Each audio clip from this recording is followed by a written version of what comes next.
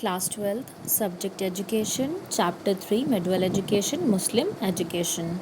And our topic for today is Educational Institutions in Muslim Period. So, there were so many educational institutions, but some of them are very important. Number 1, Maktabs. This word Maktab is derived from Arabic word Kutub, which means he wrote. In Urdu, the word kutub is a plural form of the book kitab. Thus, the referred meaning is that place where children learn how to read and write. See, there is a word, Arabic word, kutub, which means he wrote. Okay, and the plural form of this word is book, which means kitab. As we all know that the meaning of book in Hindi is kitab. So, what does that mean? The referred meaning is that place where children learn how to read and write. The place where children learn how to read and write. Generally, maktabs are situated in mosques and for the purpose of imparting primary education to the children. The maktabs are situated where? In mosques. And what was the purpose? The purpose was to give education, to give primary education to the children. Primary. Okay? To give primary education to the children.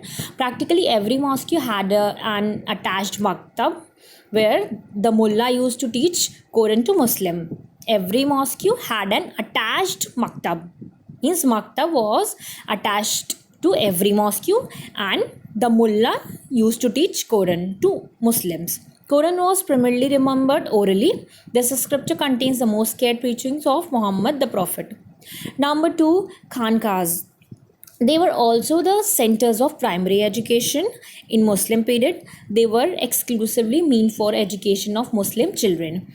The provision of financial requirements were made through charitable trust. See, in Khanqahs, they are also the centers of what? Primary education. Okay, and they were exclusively meant for children of Muslim education of Muslim children. The provision of financial requirements were made through charitable trust. Means the charitable trust gives all the financial help to them. Number 3, Quran schools. They were exclusively religious school which imparted training and perfection in pronunciation and writing of Quran hymns.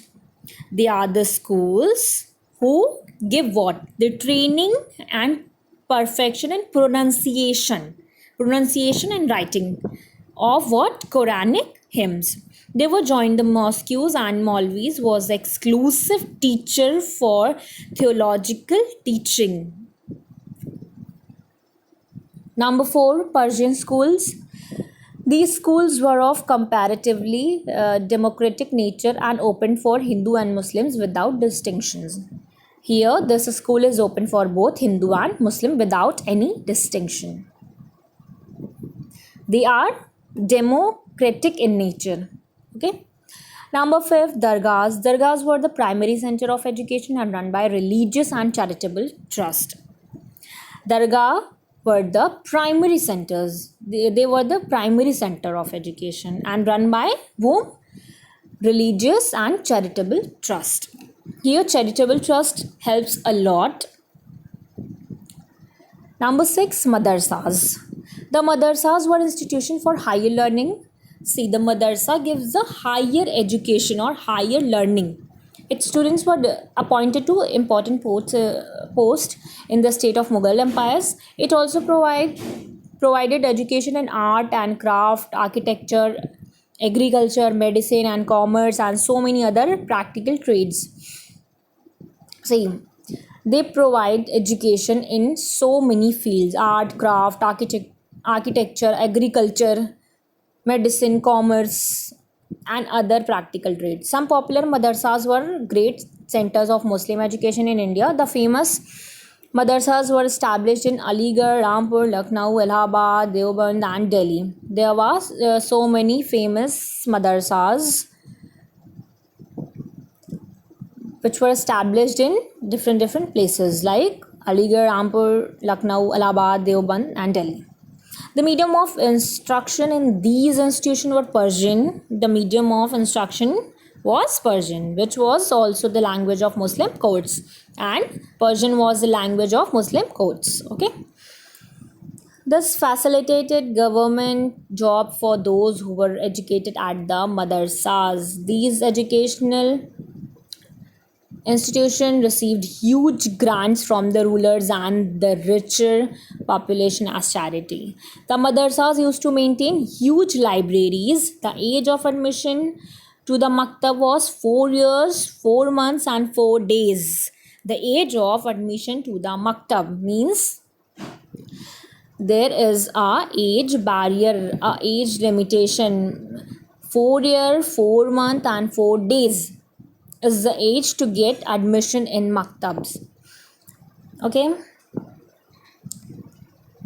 The initiation, as earlier said, was through Persian script. After maktab, the student was directly entered into the madrasas. Besides recitation of religious scriptures, they used lecture method as the basic teaching method.